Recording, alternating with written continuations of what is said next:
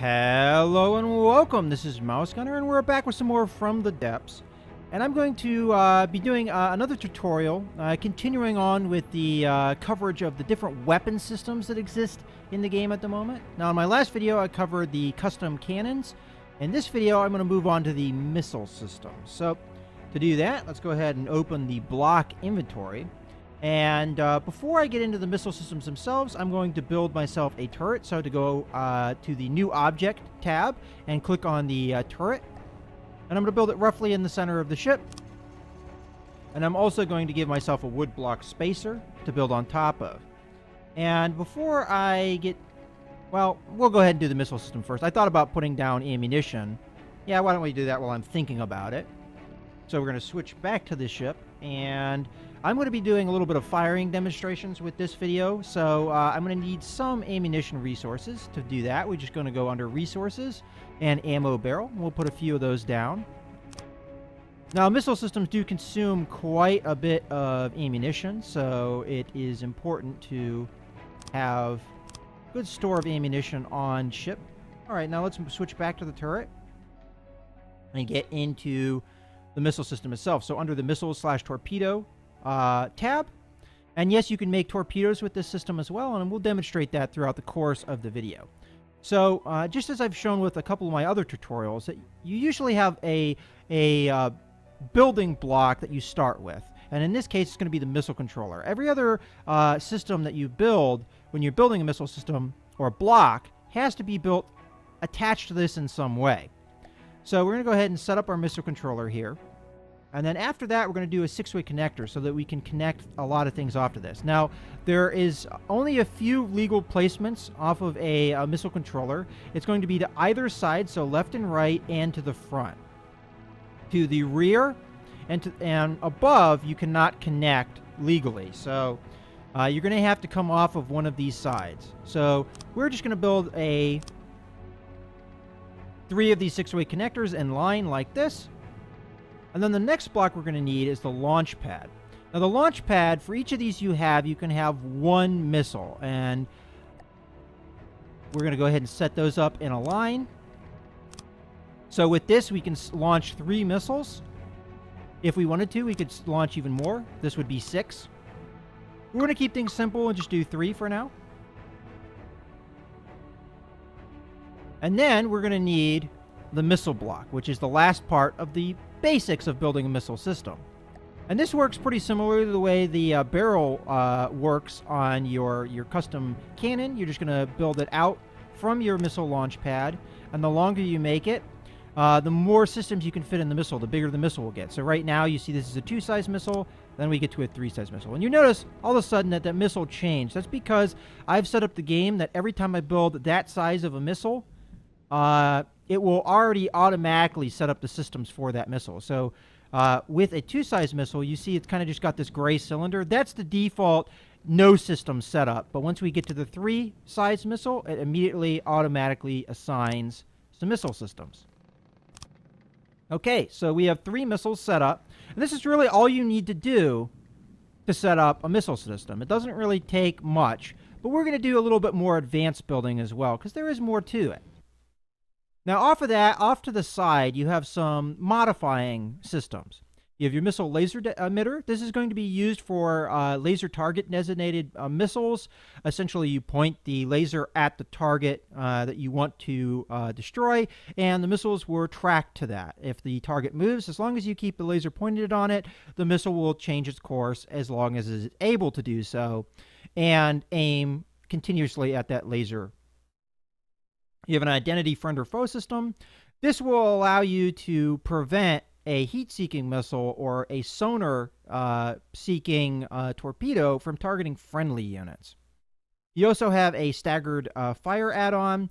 If you have a missile controller and you fire the missiles that are attached to that missile controller, ordinarily all of the missiles will fire simultaneously. If you want a little bit of a delay, this is how you would do that. And the more of these systems you have, the more of a delay you'll see. So for each of these systems, as it describes, it's going to be a 1/10 of a second delay.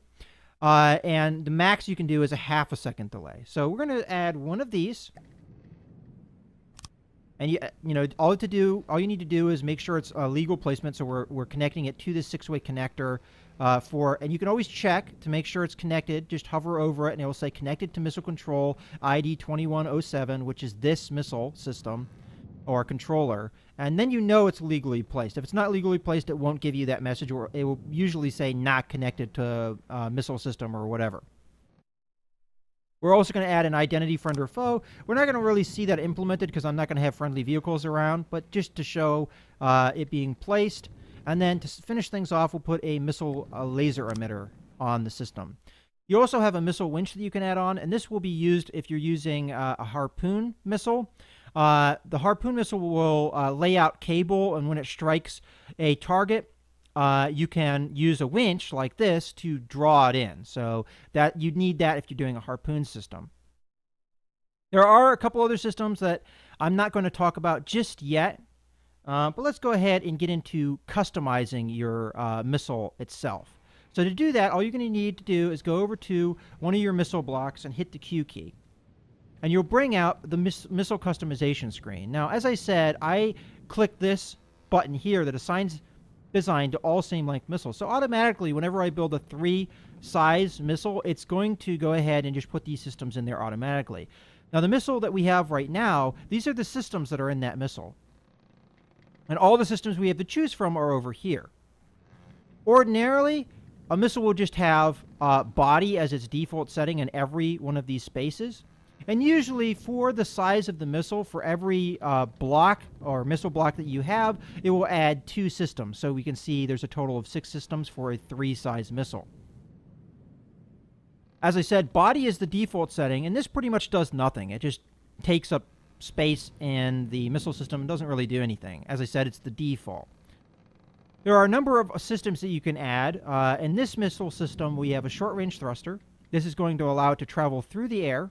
We have fuel tanks, which are going to, first off, allow the short thruster to work in the first place. If you attach a short-range thruster, to a missile system, and you don't have fuel tanks, the thruster really won't do anything. It really needs at least 1 fuel tank on the missile. The more fuel tanks you have, the longer range the missile can be. You also have fins that will allow you to steer the missile. So if you have some kind of guidance system on the missile, you're going to need fins if you want the missile to be able to track the target. Explosive warhead we have is going to deal the damage. And then the laser designator receiver is the tracking system. So if we go through, there's a number of systems that are also available. You have another basic guidance system is the infrared seeker. This is going to auto track things. So the downside of a laser designator is that you have to continue to aim at the target you want it to hit. With an and you also need a laser emitter as well. With an infrared seeker, you don't need either thing. You just fire and forget. You do have to keep it within that 120-degree forward facing of the missile for it to be able to track. But the problem with this is it's going to go for the biggest, hottest, closest target it can find. So it doesn't really have that fine-tuned aiming that you can do with a laser designator. And without a friend or foe system, it could also target friendly vehicles. So you do have to keep that in mind as well. You also have some fuses to set up when you want your explosion to happen. As the explosive warhead is only going to really explode normally when it impacts the target, you can set up a proximity fuse to do things a little bit different. You can also set this up as a torpedo. Pretty much what you would do to replace, to make this a torpedo rather than a missile, is you just replace the thruster with a propeller and the guidance system with the sonar, because sonar is going to work very similarly to the way that your infrared system would work, except it works underwater and only underwater. So keep that in mind. You can also build mines with this. Which to do so, you would not put any thrusters or maybe even any fuel at all. And instead, you would put maybe an explosive and a magnet and maybe a fuse. The magnet's going to draw in the mine towards a vehicle. And once it gets close enough, your fuse will set off the explosion. And that's pretty much a way that you can build a mine. And also, you have ballast tanks. You can use this for the torpedoes. If you want a little bit more fine-tuning of the torpedoes, you can kind of fine-tune it for a particular depth that you want it to float at.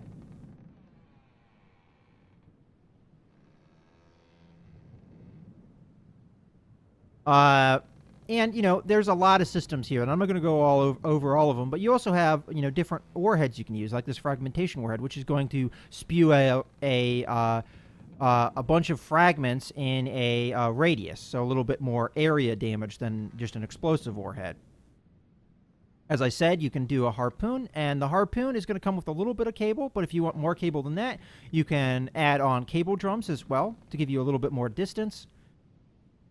You can do a variable thruster. Now, the short-range thruster, I think, is pretty much set up to give you max thrust.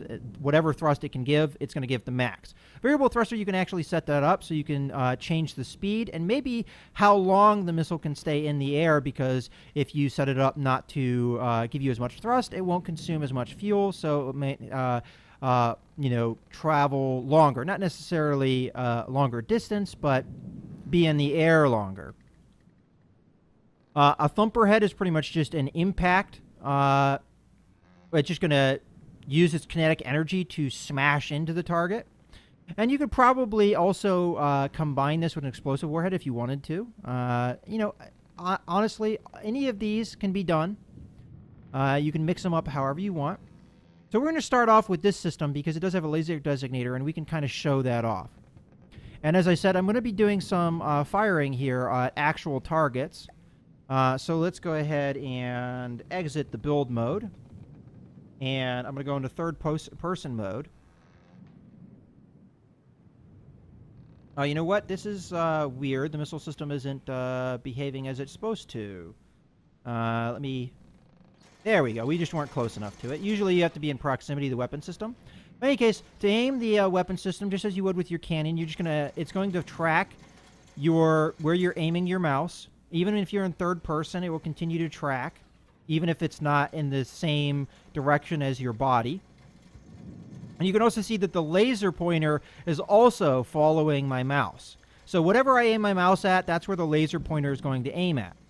So let's go ahead and fire at a target. Now, the one thing that you might notice is that there's times where the laser is red and there's times that the laser is green. When the laser is green, it actually has something that it's pointing at, in this case, the water. When it's red, it's not pointing at anything, so the missile won't track anything.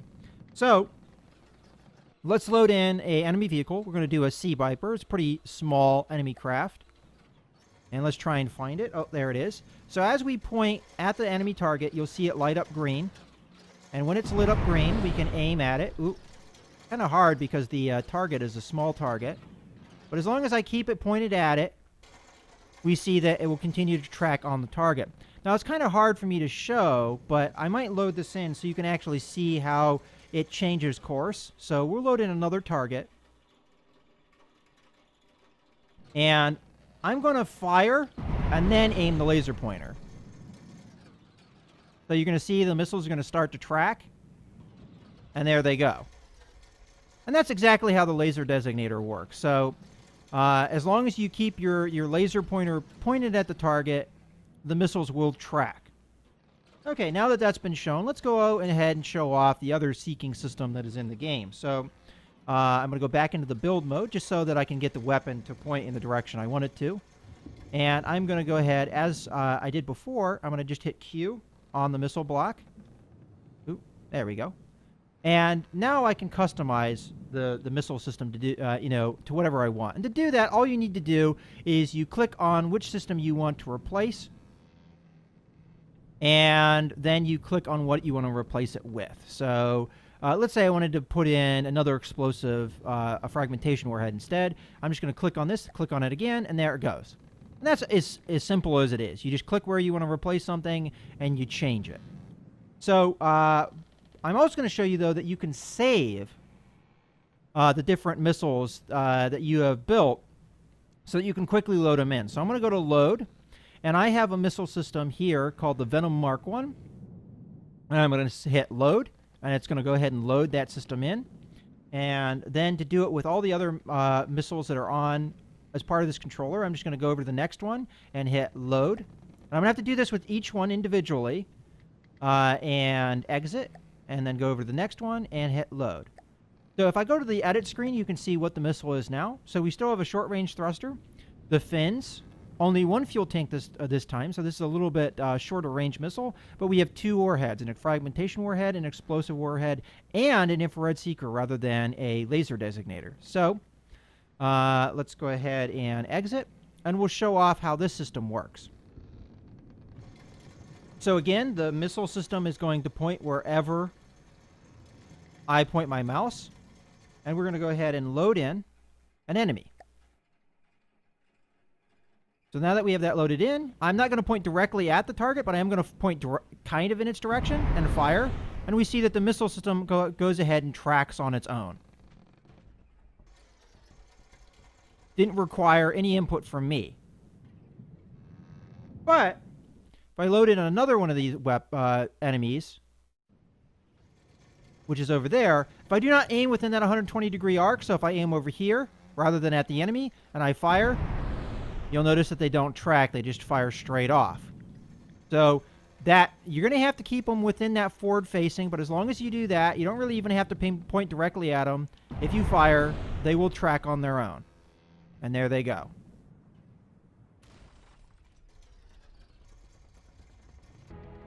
Now that we've seen a couple different systems of missiles, let's look at some systems that are not really missiles. The first system I want to show is a torpedo, and again, hitting Q, if we go to the load menu, I've loaded in what I call the Torpedo Mark I, and if we look at that, we can see that all I've done is I've swapped out the short-range thruster for a torpedo propeller, and I've changed the guidance system to a torpedo sonar. Otherwise, it's very similar to the one that I used with the laser designator. And I have assigned this to all of the different missiles, or now torpedoes. Now, with torpedoes, you can use them without any modification. Even though they have propellers, they will get a little bit of distance away from your launcher. But we'll see how that's not necessarily true when we go on to the mine systems here in a second. So I'm going to go ahead and get exit out of the builder here, and we're going to load in another enemy, and again it's going to be a Sea Viper.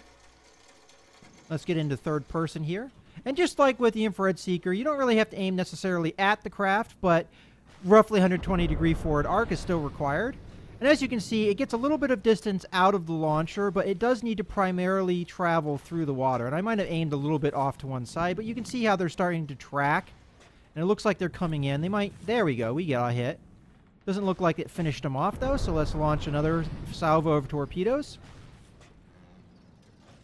And it does take a little bit longer for them to get there as they're traveling through the water rather than the air. But there we got the big explosion, and we've finished off our enemy. All right, so that's how the torpedo system works. Now I need to demonstrate the mine system. So again, I'm going to go into the builder here so we can get the missile system to kind of come back around. And I'm going to load in what I've called the big bomb. And we're going to need to load this in with each of the systems, or each of the missiles. Oh, that one didn't load in. Load big bomb. Load big bomb. Huh. All right, we'll do this one. Load big bomb. There we go. I don't know why that one wasn't loading. Load big bomb. There we go. All right, so the big bomb itself, if we go to the edit, is a thumper head with a proximity fuse, an explosive warhead, 2 fragmentation warheads, and then a magnet. Now, the idea of this is that we launch at our target. If we get a direct hit, we do a little bit of damage. Then we get the explosion, the explosive warhead hitting the target. Then we get the fragmentation warheads. We could probably remove the thumper head for another explosion or explosive if we wanted to. But, you know, I just thought it would be fun to have the thumper head as well. Now, the thing is, though, if I launch these without any other modification to the missile system, we'll have something happen that we really won't want to have happen. So let's go ahead and see what happens. So I'm aiming over here. I'm trying to launch them. Whoops. It just landed right on my craft and blew me the heck up. So we're going to respawn here. And I'm just going to restart the designer so that we can get back into things quickly. And load up our vehicle. And I have pre-saved this craft, so we didn't really need to rebuild it. Okay. So we just seen what not to do with a missile system. If you don't have any kind of propulsion, once you fire that thing off, it's just going to drop right on top of you pretty much. So to not have that happen, we need to make some modifications to our missile system. So what we're going to need, and this is one of the systems that I ignored, is the ejector add-on. And you're going to need one of these, and you need to attach them to the missile launch pads. You need to attach them directly to those, and you're going to need one for each missile launch pad that you want to send off.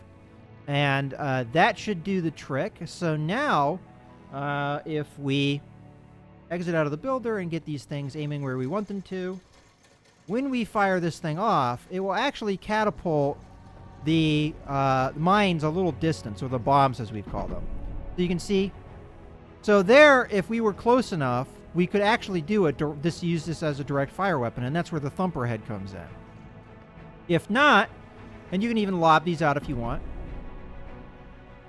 then they just kind of bob in the water, and they act as mines. They've got the magnets in them to draw them towards craft to get too close, and then they've got the proximity sensors, which will go off if something gets too close as well. Now, the distance is only 3 meters, and honestly, I wish that those proximity sensors had a little bit more distance on them, or you could control the distance, but it's kind of just a default setting at the moment in the game. If we look at those proximity sensors again,